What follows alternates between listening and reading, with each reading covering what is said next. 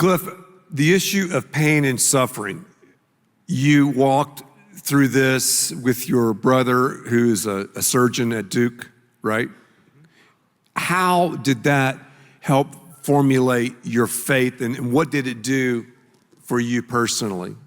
All right, the reason, if you don't have a church home, that you should make this church your church home is because this man and his wife lost a child.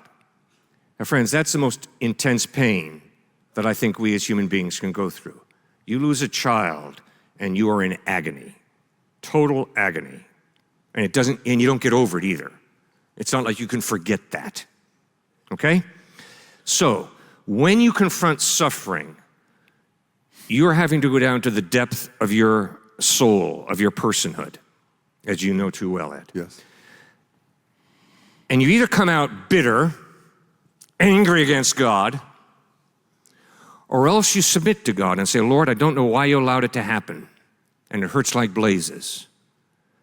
Remember, I do not know why you allowed it to happen. Let's say it all together. I do not know. That is the first place to start when it comes to the problem of suffering. So good. And if anybody thinks that they can give a watertight answer to the problem of suffering, they are intellectually naive. You can't. Second point, the book of Genesis records God created this and God saw that it was good, and God created that and God saw that it was good. And the little phrase, God saw that it was good, is repeated and repeated and repeated. So the point is clear. When God created, he did a good job. He did not create evil, injustice, suffering, and death. But in Genesis chapter 3, we read how human beings rebelled against God. That's where the train got off the track. That's where the arrow missed the mark. So if you think you're born into a fair world, you've been smoking something I don't want to smoke, because it's not fair. And down deep, you know that. One of the main points of the book of Job is, life is unfair. God is fair. Don't get the two mixed up.